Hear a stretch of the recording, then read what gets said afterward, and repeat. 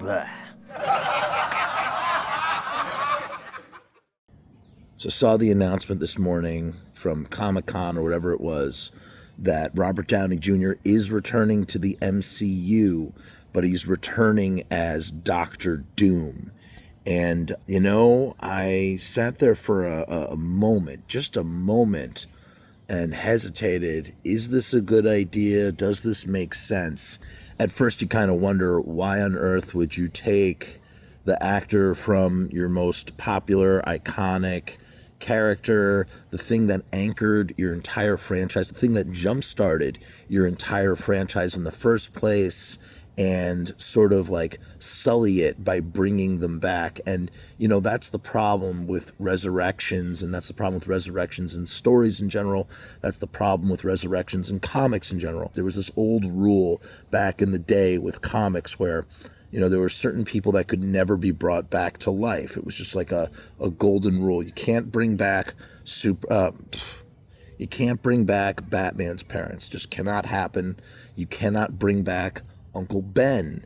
You can't, like, there were certain people you just cannot bring back because they are fundamental to the creation of that identity of said superhero. Like, Batman cannot fundamentally be Batman if you bring back Thomas and Martha Wayne. And obviously we have Flashpoint, and we've seen, you know, areas where that kind of does happen. And the same thing with Spider-Man. Part of great power and great responsibility comes with the fact that Peter Parker could have stopped Uncle Ben from being killed, and he didn't. And that's what transforms him. That's what gives him the impetus to change and to rise to the occasion to be a hero, to use his powers for good, because with great power comes great responsibility.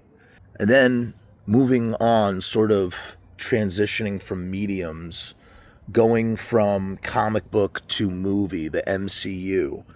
You have Iron Man, who sacrifices his life to save the world and the universe, right? He snaps, he destroys Thanos, and he kills himself in the process because his body cannot handle the cosmic radiation brought forth by the Infinity Gauntlet. It was the pinnacle of the Marvel Cinematic Universe. It was the high point of everything that they had been slowly building. They had built this solid foundation in 2008 that had begun with Iron Man, Jon Favreau, a friggin' visionary genius who figured out how, as Kevin Smith always says, he cracked the code, right? And then producer Kevin Feige, whatever the hell his name is, just ushering 22 movies, and, you know, some of them not really necessary, but whatever.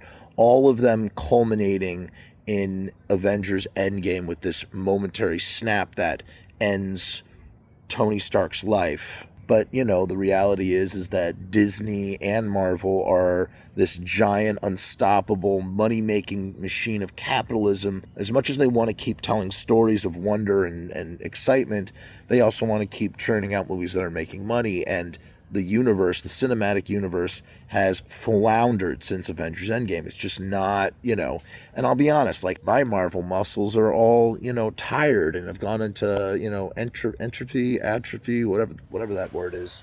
I'm done, man. I'm kind of done. I'm actually more excited about what's coming with the DC cinematic universe. That's interesting. I want to see what James Gunn is going to do with Superman and all of this Marvel stuff. I mean, I've stopped watching it, man. I kind of gave up. I think I watched the first season of Loki, and I watched, you know, just all the spin-off shows. And listen, I it's not that I don't enjoy that stuff. I think it's great, but man, it is, after a while, it's diminishing returns, you know? It kind of feels like they've completed with Avengers Endgame and killing off Iron Man. Like, it really feels like a complete cycle. And if anything, focus on revamping the Fantastic Four and X-Men, two franchises within Marvel that they have not really done anything with. I mean, that's the move, man. Give us those movies. Focus on that. And they are doing that, man. I mean, we are getting the Fantastic Four movie. It looks great. I'm very excited for it. And in addition to that, I'm sure, you know, X-Men is coming, right? They're going to be doing something X-Men related. In fact, I heard there was going to be a Wolverine versus Hulk movie. And man, I haven't seen Deadpool 3 yet, but I got to tell you, Hugh Jackman, he looks more Wolverine-ish than he ever did, okay? And I think he would probably be great for a Wolverine versus Hulk movie. So bring it on, you know? I don't think he's going to do it, but bring it on. They're probably going to recast. Who would they recast to be Wolverine. Which brings us back to this other big announcement that they made. Robert Downey Jr. is going to be Dr. Doom. How the hell does that work when he played Tony Stark? Is he some other version of Tony Stark? The Kang thing didn't work out. They're deviating from this whole planned Kang dynasty thing. And you know what? I'm kind of okay with that. I don't find Kang incredibly interesting. I've always loved Dr. Doom, and he's a character that is endlessly complex and fascinating. You know, he has gone from being the evilest of villains to floating into these weird, gray, ambiguous areas. Like, he runs a country, Latvia, whatever it's called, and, you know, it's like a prosperous techno society. But yet he's like this evil villain. How does that all work, you know? He's a fascinating character. And Robert Downey Jr. is an incredible actor. And it's kind of like, I think this is a really ballsy friggin' move. This is just ballsy as hell. Oh, just pausing for 1 second. I realized that I left something out that needs to be added to this video. And it's very important to note it's something that's so obvious that perhaps I even forgot to mention it when I was initially talking. It slipped my mind. Dr. Doom is also a man of iron or armor in the same way that Iron Man is. So, you know, this sort of thematic connection, this idea that Robert Downey Jr. is going from playing a ironclad hero to an ironclad villain really sort of makes a lot of sense, especially in the multiverse where, you know, different things happen in different universes. And in another universe, there is another Tony Stark who never became Iron Man, and instead he became Dr. Doom. And that Dr. Doom has bled through the multiverse fabric of reality and pushed through into the Marvel Cinematic Universe, bringing back a version of Tony Stark as a bad guy, as Dr. Doom. It's valid, it works, it's airtight. All right, back to the video. And it's exactly the type of thing that Marvel would need to do. It's a stunt, man. It's totally a stunt. They want everybody talking and thinking about Marvel. So it's kind of this weird, bittersweet situation, because on one hand, it's kind of an eye roll of like, oh, we're resulting to the tried and trusted and true brand of Robert Downey Jr. to carry the Marvel MCU. You know, what does that say about the MCU? Can the MCU exist without Robert Downey Jr.? But at the same time, it's also like, we're going to do something that no other movie franchise has ever done before. Like, you know, imagine bringing fucking Mark Hamill back as, you know, a completely different character in Star Wars. I mean, that would be insane. That's insane. I want to think that he is going to be like a multiverse Tony Stark. So they're technically letting Tony Stark stay dead, because that's the other thing too. And again, going back to what I was saying about, you know, Uncle Ben and Thomas Martha Wayne, part of what gives these deaths such an impact is that they have to stay dead. It cheapens character sacrifice. You undid all of the great work you do when you bring somebody back, because when people go back and watch Avengers Endgame, they know that it's not the ultimate sacrifice. They know that it's not the end of Tony Stark. So if you bring Tony Stark, you're unraveling the perfect execution of the culmination of 22 movies. How could you undo a masterwork? And I understand why Kevin is like, don't do it. Don't go back as Tony Stark. Something like that. I think he said something. Oh, no, he said that about Wolverine. Deadpool is one of those characters. He can kind of do whatever the hell he wants. So it's okay for him to come back as Wolverine in a Deadpool movie. That makes sense to me. Those Wolverine movies are not sacred cows for me. Hugh Jackman has grown on me over the years as Wolverine. But like, you know, I don't know, man. He's not the be all end all, you know? Robert Downey Jr., however, has made the recasting of Iron Man impossible. He has so completely and utterly imprinted himself onto that role that I don't think you could ever do anything with it. I just don't. You probably would have to wait 20-something years.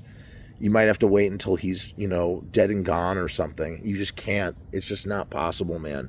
But this idea of like, okay, we want to like hype people up. And I watched the video where he does, you know, he gets up on the stage, he's wearing a Doom mask, you don't know who is Dr. Doom, and then he pulls it off and it's Robert Downey Jr. The crowd goes crazy. I went crazy in that moment watching that. And I don't ever watch these videos, but that was such a big, major reveal that I was like, holy shit. Like, I mean, it really boggles the mind. It might go down in history as one of the greatest moments in any Comic-Con reveal of anything. And you know he's going to knock it out of the park. You know he's going to do a fantastic job as Doctor Doom. They're going to go really interesting places with it. I think that there's no way that he is not some version of Tony Stark. Like, he's got to be Tony Stark. He's got to be some version of Tony Stark, but he's from the multiverse. And he comes into this world, this MC universe where Fantastic Four are or whatever. That's the thing with the multiverse. You can take infinitely from it. I think this works for me. This was a loophole that Marvel is exploiting to its fullest. And you know what? I tip my hat to them. Paradoxically, it's both the most creative and uncreative thing they could ever do. And most importantly, from a business standpoint, it is the hook that is going to get every butt in every seat of every movie theater. It is box office proof, and that's what Marvel and Disney and all them, that's what they're looking for. They're looking for a concept, an idea that is box office proof.